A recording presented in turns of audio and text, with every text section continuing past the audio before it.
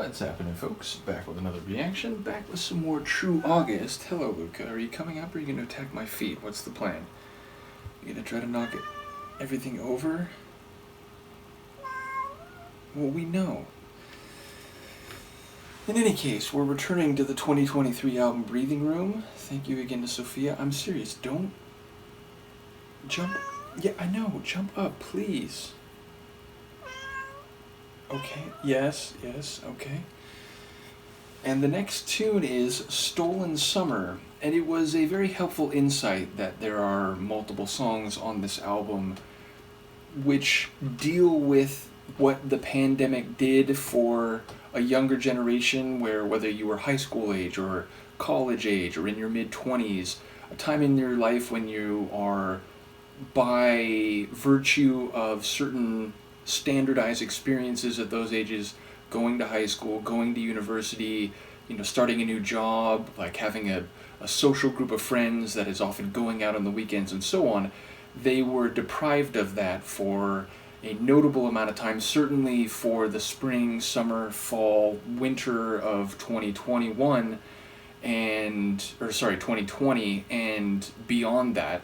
So with that in mind, I'm inclined to see this title, Stolen Summer, in the same light. The idea of a summer that was stolen away from a generation who were supposed to be enjoying their youth and transition into adulthood, or their first experiences at university and so on. So yes, again, that is what I'm inclined to see this title in light of. Of course, it might either be unrelated to that or partially related to that, but speaking maybe to a particular narrative between individuals.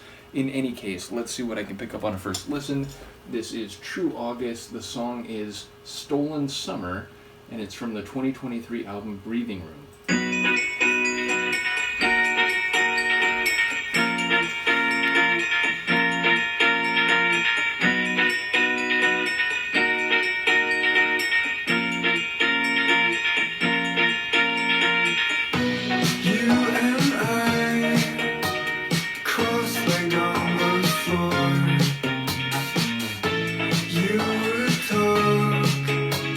Try to speak up more.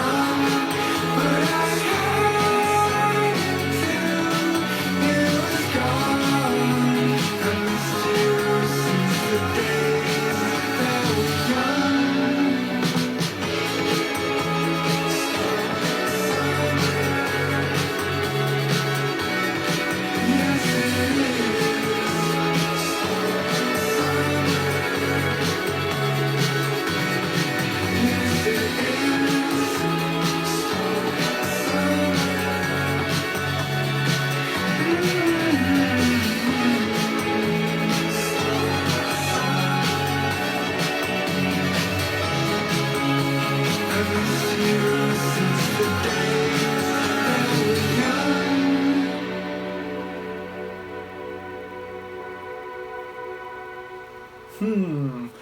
Lyrically, I'm less convinced this has to do with COVID, though it does speak to a passive passage of time, but it sounds more personally oriented. Now, again, maybe it's a mixture of the two, but yeah, I got more personal narrative here, and I don't quite know what to make of the connection between the people, like what type of relationship it is, but seemingly he's missing the person, they're not there anymore, and maybe it's missing the days themselves, which again could maybe work with the initial thought I had about the song title. But yeah, like it sounds like he's trying to access a feeling, a perception, a connection that is in the past, acknowledging the distance between that and now, and I suppose in a way like being nostalgic, or at least like pining for what used to be, or an opportunity missed in the meantime. So yeah, lyrically I don't quite know what's happening. I will say the Sonics overall kind of had a throwback feel, even like it sounded like a 70s kind of track, but with modern production and some electronic sounds that I wouldn't expect in a 70s tune. So yeah, definitely had a like vintage 20th century sound, and not even like 90s or 80s, but sounded like a 70s sort of flavor to me anyway. I did enjoy the like bells or chimes, that rhythm was nice. There was also some like fluttery type of keyboard or synth elements that I enjoyed. Once again, Augie's vocals have that like filling the space. I mean, the tune itself felt a bit spacious, not quite as much as a couple of the previous ones where like you could just feel the volume, the physical space, and as it relates to like a theme that's being expressed. Here it was not as notable in the Sonics, though still there, but it was his vocals that felt like they were permeating every direction of the like sonic sphere. And again, like I think there's a bit of an effect or like distortion on the vocals, which like I get how that might not be everybody's favorite thing. Like in some cases a vocal effect can be very fitting to the sonic atmosphere, but I suppose if you do it over the course of an album, there might be one or two songs along the way where it feels like it's less relevant, or like maybe it would be nice to hear a straight vocal. But either way, I think it works, and I think again the concept of breathing room might justify it throughout the record, even if it is on every track. So yeah, definitely enjoyed the vocals. I mean, they're not like he's not belting, he's not being epic in terms of the like power of the delivery, but it fits seemingly the atmosphere of the tune, which has this kind of light, like funky or bright sort of sound to it. So either way, I look forward to any insights people might have, and I am also, of course, curious over the course of this album, what type of variety we'll get. Again, we've heard some great electronic sounds, but with a bit of Wakhtarian flavor, which of course makes sense, but at the same time, it doesn't sound like an album necessarily, or at least in all its parts so far. They're like, oh, well, this could be a Paul album, and I wouldn't even know the difference if not for the vocals.